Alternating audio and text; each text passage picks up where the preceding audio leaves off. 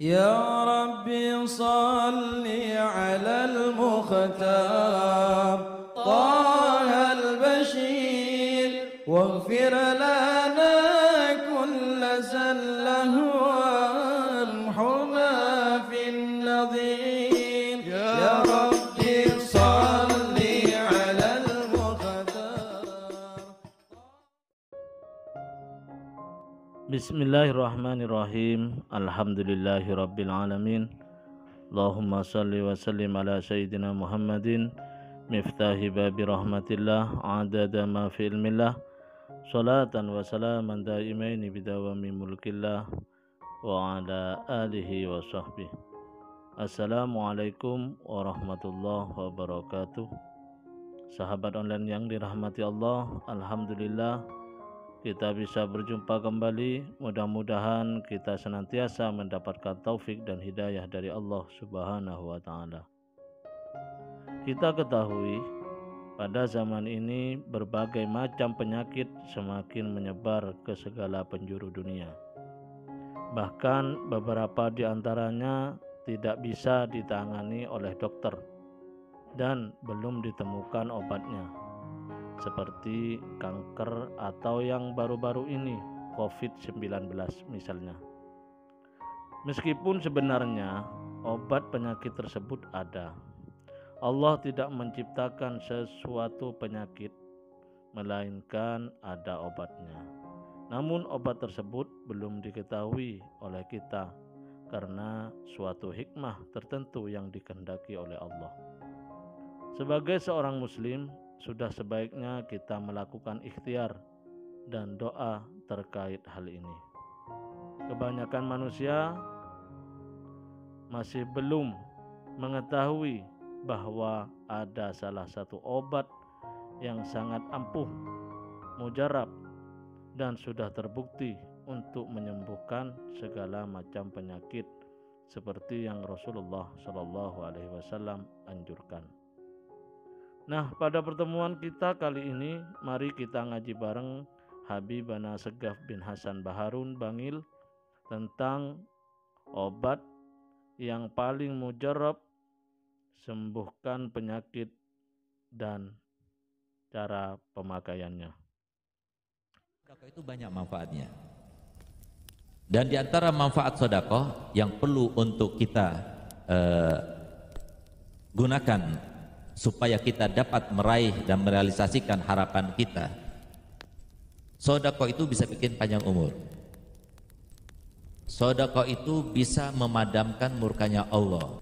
Kemudian di antara yang perlu untuk kita terapkan sekarang ini, justru mungkin sekarang itu adalah nomor satu setelah panjang umur ya, adalah sedekah itu adalah nomor satu atau nomor wahid di dalam menyembuhkan penyakit. Dan saya sudah seringkali mencobanya.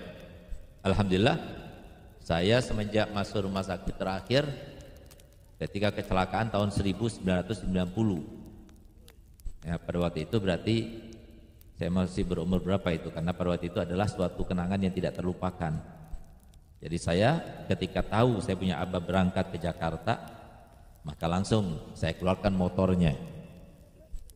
Nah, kemudian saya bawa pergi ke Pasuruan. Di tengah jalan saya kecelakaan.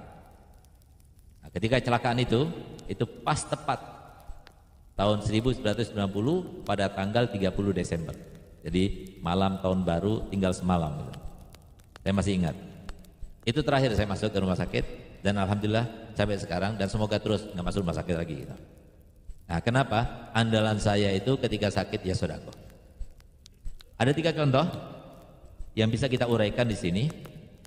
Pada tahun yang kemarin, tepat bulan Maulid, itu saya malam berangkat safari dakwah. Kalau bulan Maulid itu dari hari pertama sampai hari terakhir itu semua ada jadwal kami, sehingga kami keliling di Nusantara ini. Nah, maka pada saat itu malam kami berangkat, tiket sudah siap, semuanya sudah diatur. Jadwal kami berdakwah selama 10 hari pertama itu di Kalsel dan di Kalteng, itu ada 40 jadwal. Dan semuanya tunggal, jadi saya saja yang mengisi. Nggak ada gantinya. Subhanallah, pada malam kami berangkat, tepatnya pada waktu maghrib, tiba-tiba badan kami itu, kata orang Jawa itu greges, demam. Jadi kena angin itu terasa kayak menampar gitu. Jadi pakai selimut sampai berlapis-lapis karena kita merasa dingin luar biasa. Walhasil pada saat itu kayaknya nggak mungkin besok berangkat. Sehingga saya katakan kepada istri, coba lihat di dompet ada berapa uang. Ada 450.000. Ambil uangnya, sedekahkan. Ambil, lalu saya niati, kemudian sedekahkan. Berikan kepada satu orang saja yang kira-kira nerima sedekahnya itu dalam keadaan senang, gembira, bahagia. Subhanallah, berikan kepada pemulung. Begitu diberikan, diterima, langsung yang tadinya saya itu manggil dokter, dokternya sampai, saya sudah segar, saya sudah keluar.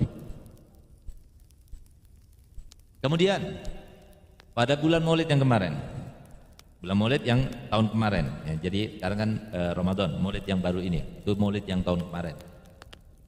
Saya sebelum melaksanakan safari dakwah, kami ada undangan pertemuan As-Sofa, yaitu para alumni anak-anak Abu Yazid Muhammad Al-Maliki di Palembang. 1 minggu sebelumnya saya di Bali, yaitu untuk menghadiri haul saya punya abah, sekaligus saya mancing di situ. Nah, ketika mancing itu semalaman suntuk. Saya enggak pergi ke kamar mandi karena enggak ada. Orang-orang semuanya tinggal ke pinggir kapal, tinggal buka sarungnya, selesai sudah. Saya enggak bisa begitu. Saya orangnya maluan. Nah, sehingga apa? Saya tahan sampai subuh, sampai pagi. Nah, jadi subuh baru pulang kita. Jadi dari mulai maghrib sampai subuh.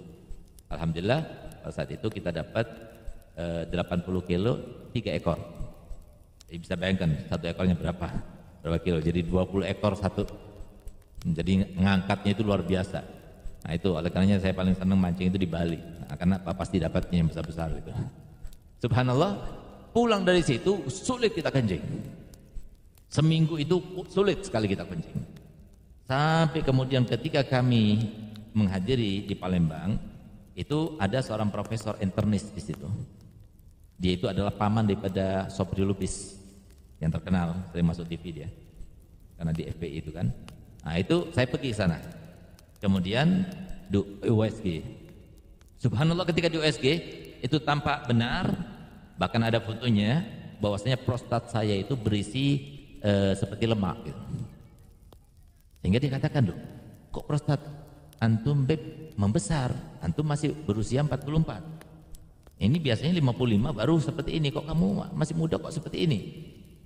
Nah, akhirnya dia menyimpulkan ada kemungkinan kalau enggak tumor jinak, ada tumor ganas, ada infeksi, pokoknya macam-macam. Takut saya, nggak bisa tidur malam itu. Nah, karena masih muda, kok sudah kena penyakit yang akut seperti itu. Subhanallah, akhirnya kami pada malam itu juga kami telepon, saya punya istri, ayo coba kamu sedekah, ambil uang 1 juta, kemudian berikan satu orang saja yang sekiranya dia itu menerimanya senang, gembira, bahagia. Akhirnya paginya dia langsung cari orang, dia pakai mobil, cari orang siapa kira-kira paling nggak punya yang kira-kira senang dia menerima uang itu. Subhanallah, dia itu dapatkan ada orang yang baru pulang dari sawah, di mana ketika ditanya, iya saya kerja di buruh sawah, itu gajinya itu atau upahnya itu per harinya cuma 12.500 setiap hari. Nah, bagaimana biar bisa cukup? Hanya diikuti sampai ke rumahnya ternyata terbuat dari kayu yang sudah riek. Hanya dikasihkan uang itu. Senangnya, gembiranya luar biasa. Saya bilang jangan minta doa. Nanti saya beritahukan bagaimana metodenya dan bagaimana caranya, kefiahnya itu. Begitu diberikan sudah, alhamdulillah kami lancar. Karena kami merasa ini adalah karena pil yang diberikan oleh profesor itu. 1 minggu kemudian saya berangkat ke Palangkaraya.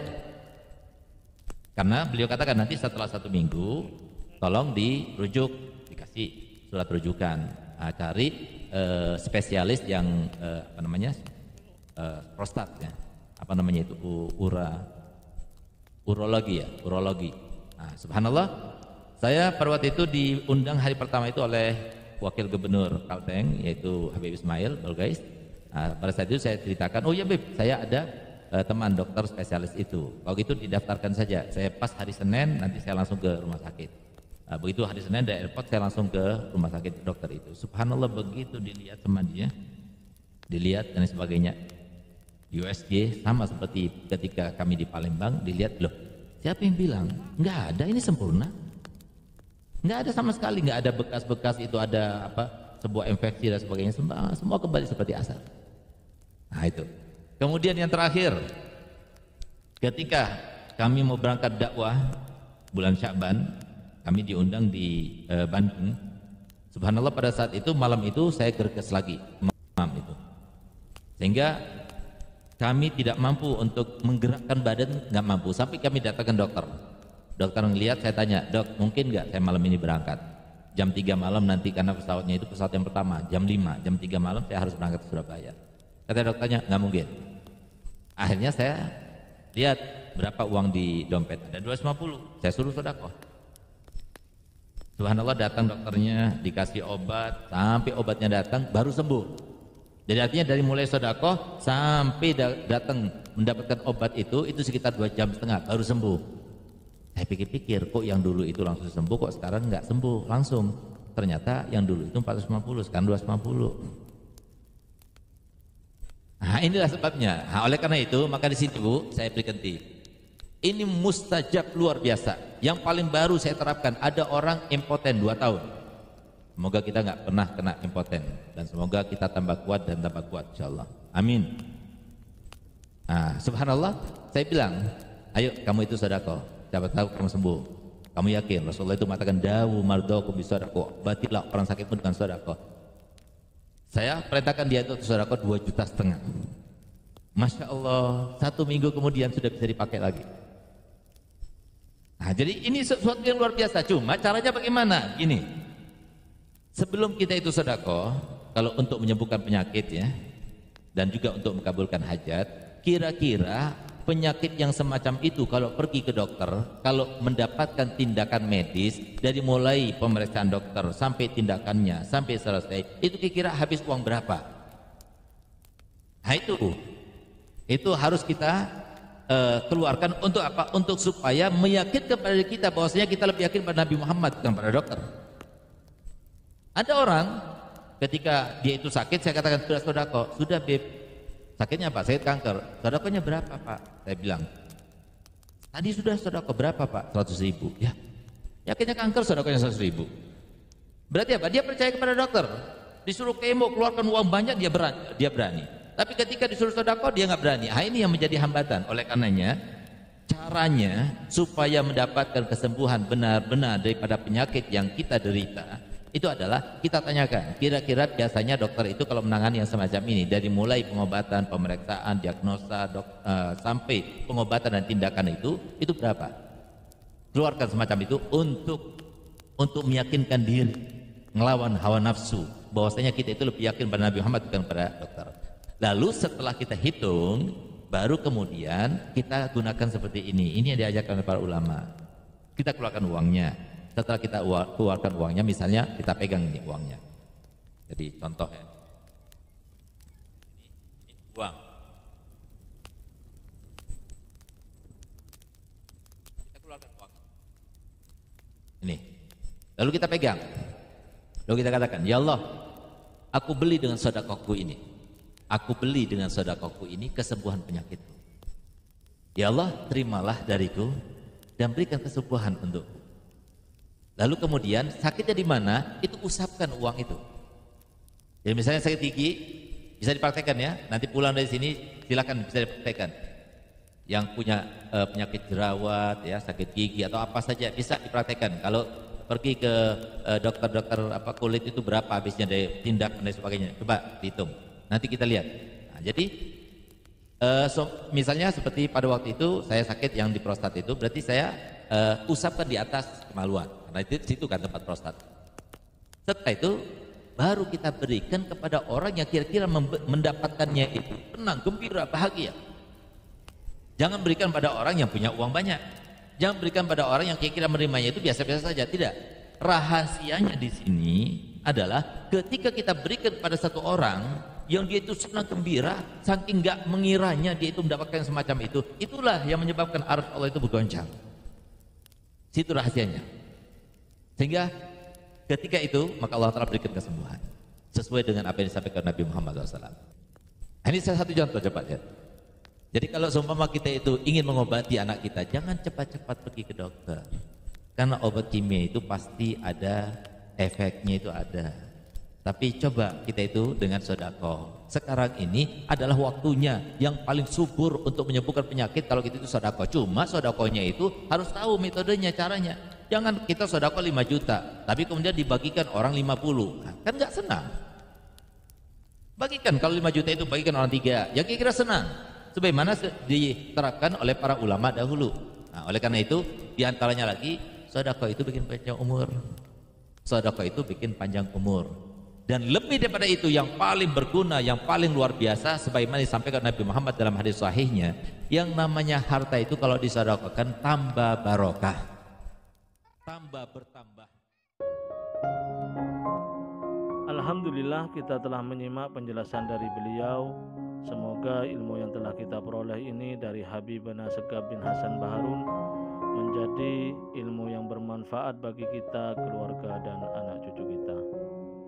Dengan demikian, bersedekah selain akan membuat harta kita berkah dan bermanfaat, panjang umur, juga bisa menjadi wasilah datangnya kesembuhan dari Allah Ta'ala atas penyakit yang diderita.